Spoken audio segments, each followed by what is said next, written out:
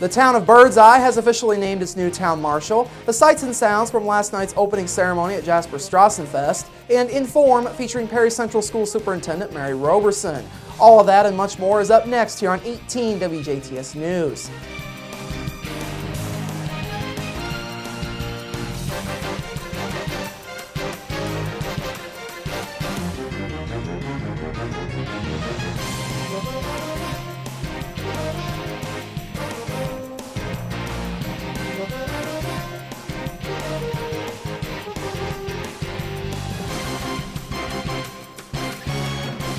Hello, I'm Bradford Raths. In your news, the town of Birdseye has officially appointed its new town marshal. 26-year-old Benton Stroud, who had been acting as interim town marshal, was voted in unanimously by the council. Stroud, a former corrections officer for Crawford County, replaces Robert Jenkins, who passed away on June 24th at the age of 69 after a battle with lung cancer. Jenkins had been town marshal since 1994 and previously served on and off as the deputy town marshal of the town in the years before becoming town marshal. Jenkins also worked for the Norfolk Southern Railroad. Stroud had been tabbed as Jenkins' designated replacement prior to his death.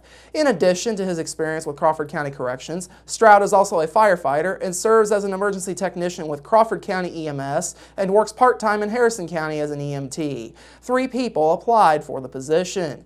Yesterday morning, Huntingburg City Attorney Phil Schneider introduced to the Huntingburg Board of Public Works and Safety some proposed changes to the structure of the Huntingburg Fire Department's organizational ordinance. Among the reasons for the change is the intention to help clear up any discrepancies in the total number of men allowed to be a part of the department, including those who do not live within city limits. The new ordinance calls for the department to not consist of more than 30 members. The previous number was 23. Also new as far as numbers includes a rule that says all firefighters must live within city limits, with the exception of no more than 3 who must live at least within the limits of Patoka Township, which is served by the Huntingburg Department. When answering a fire call outside of Huntingburg's city limits, either the city's fire chief or one of the assistant fire chiefs or one of the department's captains, as well as at least 6 other firefighters, must remain within the city's limits. Other changes call for firefighters to complete all firefighter training and firefighter 1 and 2 training courses that the state considers mandatory within 6 months of being hired. Department members must serve a probationary period of 6 months after successful completion of required training. All firefighters must be at least 18 years of age and will be qualified and able to drive city fire trucks upon completion of their training. Huntingburg Mayor Denny Spinner says the changes offer a little cleanup work in order to help provide a better understanding of procedures followed by the department.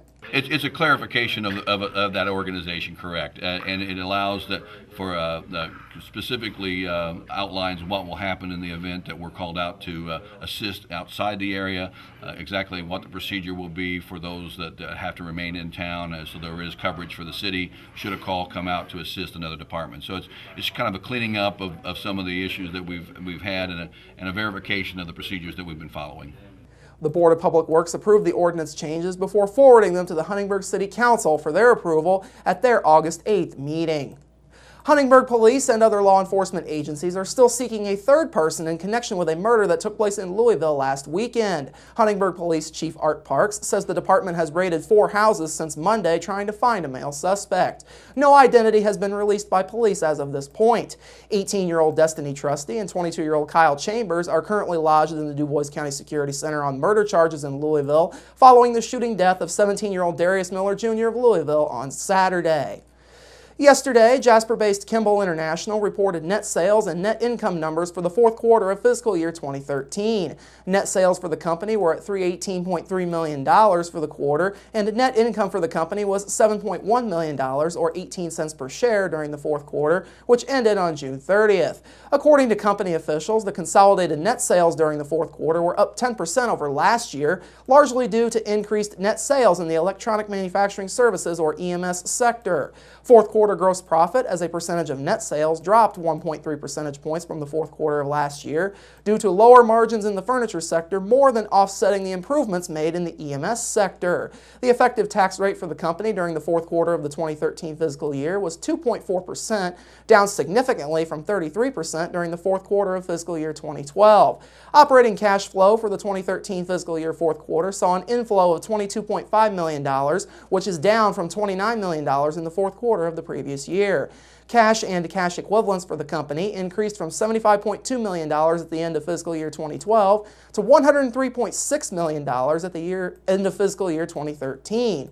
The company's total net income for fiscal year 2013 was at $19.9 million, or 52 cents per Class B diluted share, well above fiscal year 2012's $11.6 million net income and 31 cents per share.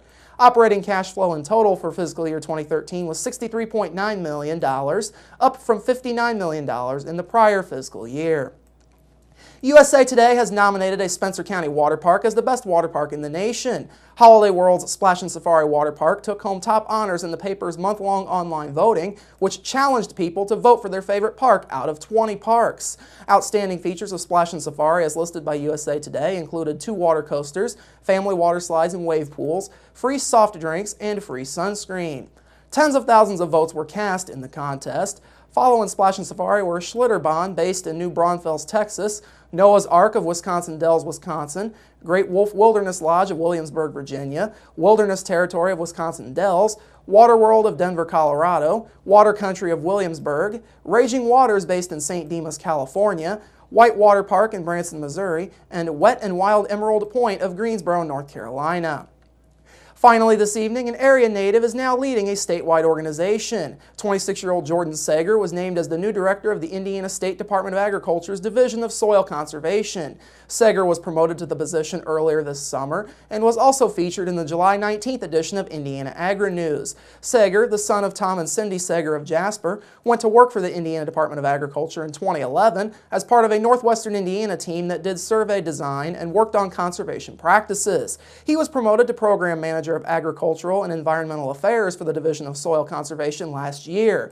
Sager is a 2006 graduate of Jasper High School and graduated from Indiana University in 2010, where he studied environmental science. He grew up working on a poultry farm and spent summers working for the National Park Service in Maine and Alaska, studying wildlife in addition to air and water quality. Coming up after the break, the sights and sounds of Strassenfest opening ceremonies, plus your local forecast, sports with Kurt Guxell, and Inform featuring Perry Central Schools Superintendent Mary Roberson. That's all up next here on 18 WJTS News. Local people watching local people.